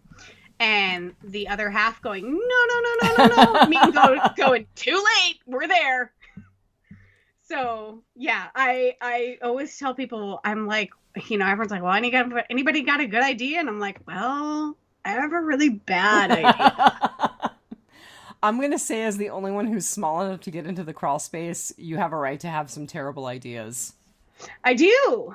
I am the only one small enough and nimble enough to crawl in the attic space and check out the smell of smoke that's coming. I was going to say, by the way, speaking of terrible ideas and myths, like my fire extinguisher or my fire smoke alarms are like 1,000,000 years old and crunchy and not very helpful. And actually, no, Phil wanted an update. Phil wanted to make sure you were still alive. Okay, one, they're not 1,000,000 years old. They're actually fairly new. We have a central smoke alarm in the main hallway of the house. Well, that was code at the time the house was built. So when you refinance and you have an inspection, they're like, no, no, no, no, no.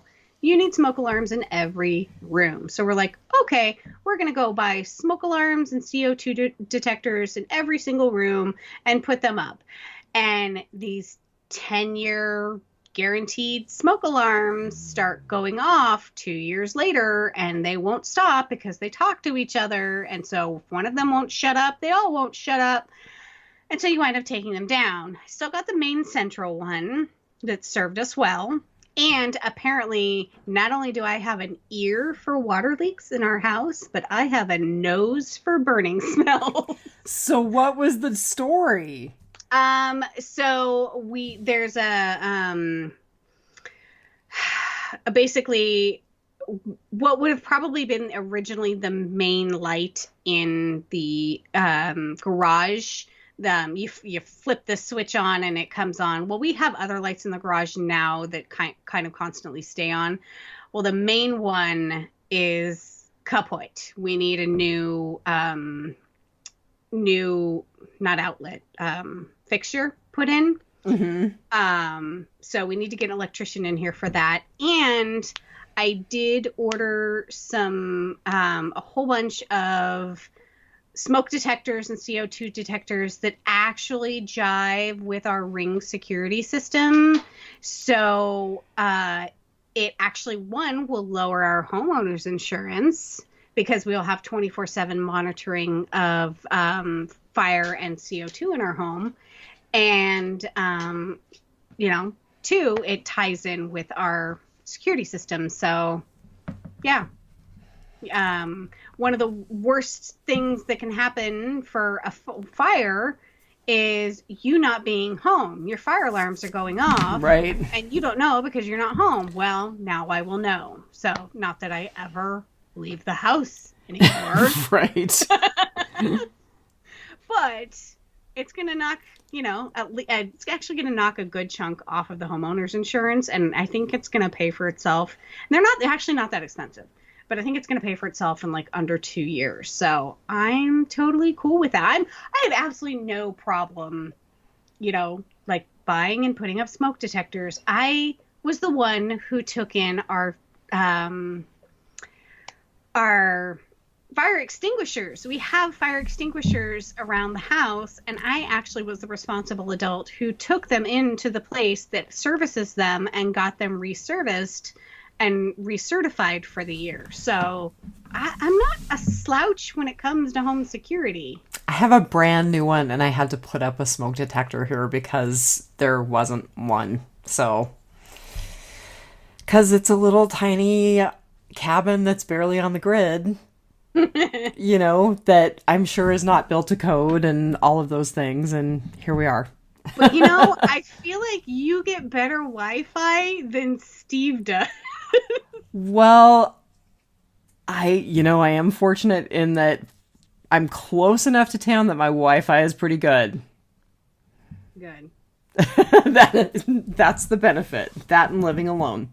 That's always a plus. All right. Anything else about the episode? I did want to say that this is the first time in 10 years that Felix has checked on his parents. This is the first time since the night the sky fell that he thought, maybe I should go back and put the walkers down. Well, I know they were horrible people. I did say, I'm pretty in my notes that I'm pretty convinced that he's got some major unresolved trauma, and maybe all of Hope's garbage this episode is all of her unresolved trauma. So they both need a therapist stat. And apparently the only therapist in the campus colony is dead. So there we are. Well, and so one of the things that during this episode is he's like, oh man, she's gonna pull yard duty forever or whatever. Right, and I'm just Hope. Yeah, and Huck was like, do you think it was just her? So I think that Felix and Hope are kind of destined for a very big brother, little sister mentorship. We both have shared childhood trauma. Okay, cold dead inside. Welcome to the club. By the way, I loved the meme that you shared. The two skeletons. Yes. Yeah. Yep. I don't really have anything else to say. I just hope that the next episode is better. I really do too. And it's going to start up with Hope walking into the fire. So. Yeah. Yep. So by this point, Phil is probably screaming at the podcast going, I'm the one who said it was like Dawson's Creek. Was it? Actually, no. Pedro is the one who said it was like Dawson's Creek, but they're both like, I understand that they're children, but Yes. Okay, so Phil said, I thought Fear was good, but is it good or bad that episodes just focusing on Morgan, or whoever he is identifying as now, are better than most? I think it's good. I really hope that Morgan sticks with a simple pronoun.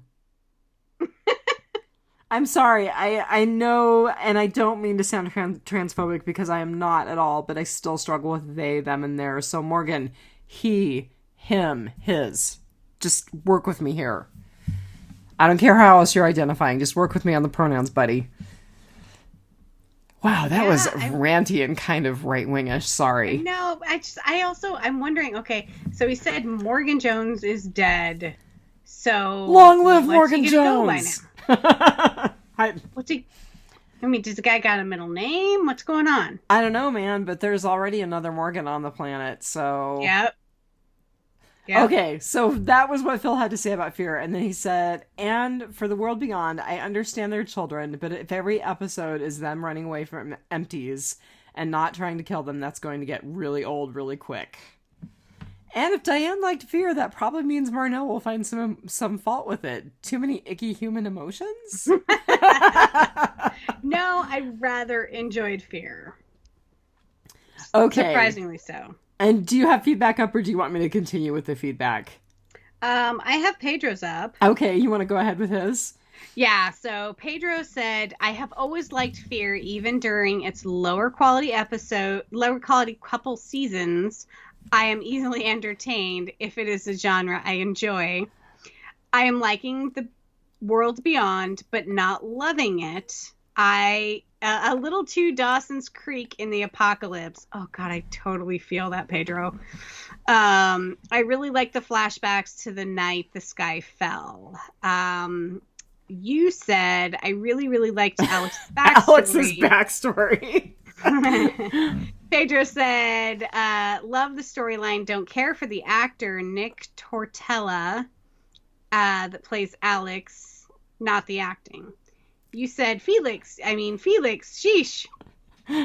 Pedro said, yes, Felix, not Alex. That was a great backstory. I want to see Huck's backstory. Okay, for as much as she grates on me, I also want to see her backstory. I want to see her backstory too, because I think it will give me a chance to like her more, because I really want to like her, but really seriously, 2/3 of the way in, I was like, shut up. Shut up. Yep. Yep. So, All right. Yeah. And then Diana from Aim for the Head said, I actually really liked it. There were definitely some corny lines. She's talking about Fear and some suspect situations, but overall I was super happy with it. Can't wait to hear your thoughts. Yes, and I cannot wait to hear your thoughts. Apparently, my other half has already listened to your episode, and he keeps talking about it. I'm like, shut up. Wait, is their episode already up? I think so. Really? Or maybe he just read something that Steve wrote. I'm checking my podcast app right now. Because they actually send theirs off to somebody to edit. They actually have like a real editor, not some janky sister who doesn't know what she's doing.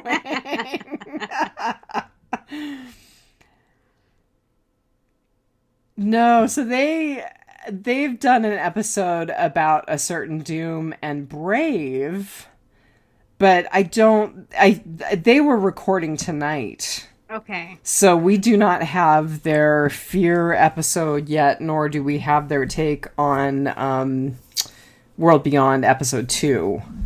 I just remember I was trying to do my rewatch of the episode, and James was like, and you were like, shut up!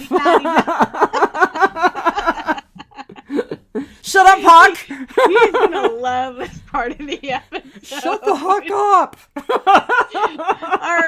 Our offices are back to back, and I know I'm just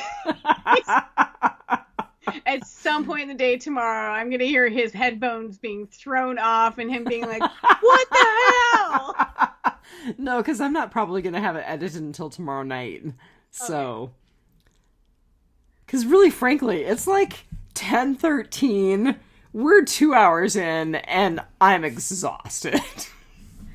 This is exhausting. I'm glad we decided to go with one episode instead of two. I think that we're probably going to maintain this course of podcasting. Yes, but we're going to have to figure out how to streamline it a little better, because really, a 2-hour episode is exhausting. For everyone, including the people who are listening, if there's anyone still listening. And we are also trying to get up the Real Housewives. I really would. Running, so. I actually am going to, when I lay down tonight, when I lay me down to sleep, I'm going to watch that documentary on my Kindle. As I lay me down to sleep, hail Satan.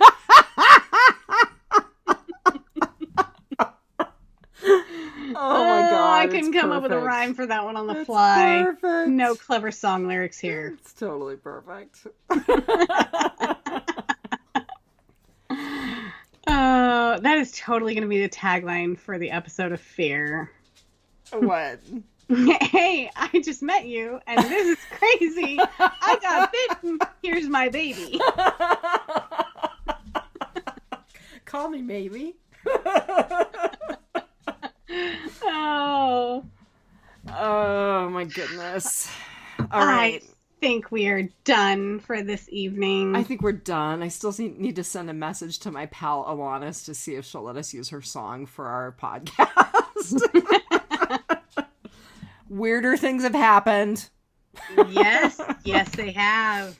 And as we begin to wind to the end of 2020, I only fear it will get weirder.